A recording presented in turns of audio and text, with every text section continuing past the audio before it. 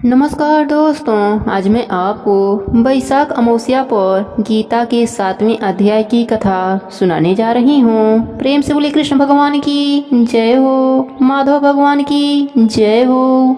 भगवान कृष्ण ने कहा, हे अर्जुन, मेरे प्रति तेरे मन में श्रद्धा भाव कैसे जागेगा यह मैं तुझे बताता हूँ। इसे जान लेने के पश्चात बाकी कुछ भी जानने की आवश्यकता ही नहीं रहती। हे पार्थ, सृष्टि के हजारों प्राणियों में से कोई बिरला ही ऐसा होता है जो मुझे अथवा मेरे परम पद को पाने का प्रयास करता है। ऐसे प्रयासकर्ताओं में भी कोई बिरला ही होता है जो मुझे तत्व से जान पाता है और मुझ में मन से श्रद्धा का भाव रखता है। हे धनुर्धर अर्जुन, पृथ्वी, जल, आकाश, वायु, तेज, मन, बुद्धि एवं अहंकार रूपी 8 तत्व ही मेरी प्रकृति है। इन सब की उत्पत्ति मेरी ही माया से होती है। यह सभी 8 तत्व शरीर के भीतर भी हैं और बाहर भी। शरीर के अंदर इनकी क्या स्थिति होती है अब यह भी जान ले। धरती का अंश मांस है, जल का अंश लघु है और तेज अग्नि है जो उदर में अन्न को पचाती है। आकाश का अंश पोलापन है तथा मन, बुद्धि और अहंकार यह 8 मेरी माया है। हे कुंती नंदन, 9वां तत्व स्वयं प्राणी है। सारा संसार इन्हीं तत्वों का है।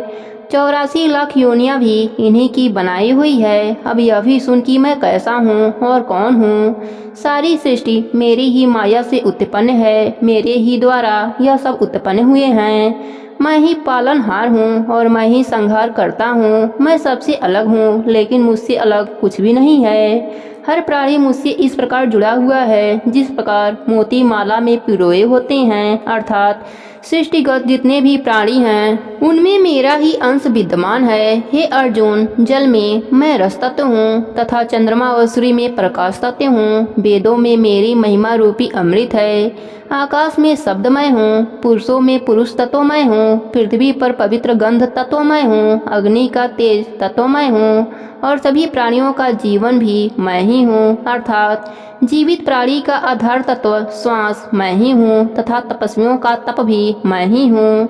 संसार में जितने भी तत्व हैं वह अन्य तत्वों पर आश्रित होते हैं और उन सब का तत्व रूप सार मैं ही हूँ। हे धनंजय, सृष्टिगत जितने भी प्राणी हैं उनके रोम रोम में तू मुझे ही समझ।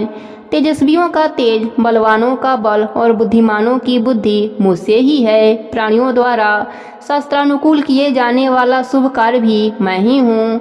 सत्व, रज एवं तम त्रिगुण से जिन भावों की उत्पत्ति होती है उसका भी उत्पादक मैं ही हूँ। हे कौन्तेय, इन सभी में मैं ही कर्ता रूप होते हुए भी इनसे पृथक हूँ। हे श्रेष्ठ पार्थ, सांसारिक विषयों के फलस्वरूप प्राणियों में मोह की उत्पत्ति होती है। सृष्टि का हर प्राणी मोह से पीड़ित है। माया के मोह जाल में फंसा प्राणी मुझ नाश रहित को पहचान नहीं पाता, क्योंकि माया का मोह काफी विलक्षण है। इससे तो वही प्राणी विमुख हो सकता है जो नित्य निरंतर मेरा ही स्मरण करता है। हे अर्जुन, 4 प्रकार के प्राणी ही पूर्ण आत्मा होते हैं। जो रोगी होते हैं वह अपने रोग के निवारण के लिए मेरा स्मरण करते हैं। कुछ प्राणी ऐसे होते हैं जो ज्ञान पाने के लिए मेरा स्मरण करते हैं। कुछ प्राणी धन की कामना मन में लिए मेरा स्मरण करते हैं।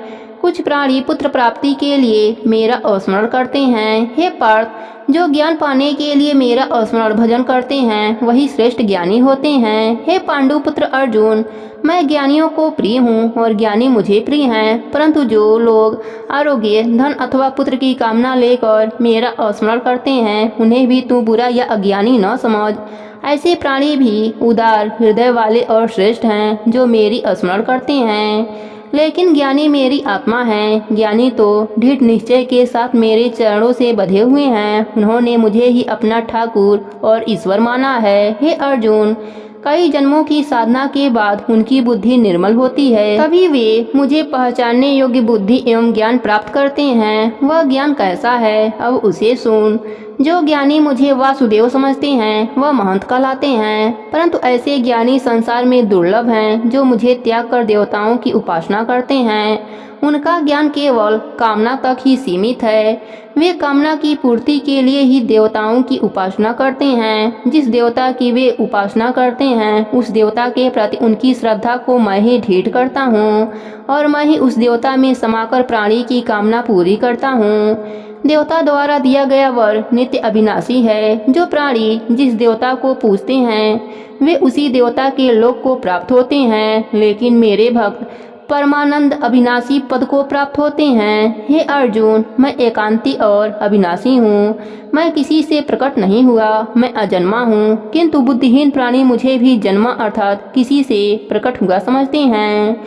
यहाँ भगवान श्री कृष्ण ने अर्जुन पर कटाक्ष किया है, क्योंकि अर्जुन श्री कृष्ण को देवकी पुत्र के रूप में ही जानता था, इसलिए वह भगवान श्री कृष्ण को सखा, प्रिय, वासुदेव नंदन आदि शब्दों से भी संबोधित करता रहा। लेकिन मोहग्रस्त अर्जुन यह नहीं जान पाया कि श्री कृष्ण सामान्य प्राणी नहीं वरन साक्षात विष्णु हैं। वही सृष्टिकर्ता, पालनकर्ता एवं संहारक हैं। भगवान श्री कृष्ण अर्जुन से बोले, हे अर्जुन, अज्ञानी ही मुझे नासवान और किसी के द्वारा जन्मा हुआ समझते हैं, क्योंकि बुद्धि माया के पर्दे के पीछे छिपी रहती है। हे कुंती पुत्र, मैं अतीत, वर्तमान व भविष्य के प्राणियों से भली प्रकार परिचित हूँ, लेकिन जिस प्राणी में मेरे प्रति श्रद्धा नहीं होता वह मुझे जानता ही नहीं। प्राणी सुख दुख, हर्ष व शोक में डूबा रहता है, जिससे अज्ञान का उदय होता है। परंतु जिस प्राणी के आसक्ति रहित कर्म करने के कारण राग द्वेष समाप्त हो जाते हैं, ऐसा स्थिति प्रज्ञ प्राणी ही मेरा स्मरण करता है। हे अर्जुन, जो प्राणी वृद्ध अवस्था एवं अपने अंत समय में मुक्ति की कामना से मुझे स्मरण करते हैं अथवा मेरे शरण में आते हैं, वही मुझे पहचानते हैं। जो प्राणी मुझे अध्यात्म एवं कर्मकर्ता के रूप में जानते हैं, वह प्राणी इस भाव से जानते हैं कि अधिदैव, अधियज्ञ आदि भगवान वासुदेव ही हैं। जिस प्रकार मेघ, धूम, जल तथा हिम आदि सभी जल के प्रारूप हैं, ऐसा शांत चित्त एवं ज्ञानवान प्राणी ही मृत्यु के समय मेरा स्मरण करता हुआ मेरे धाम को प्राप्त होता है। यहीं पर 7वें अध्याय की कथा समाप्त होती है। प्रेम से बोलिए कृष्ण भगवान की जय हो, माधव भगवान की जय हो।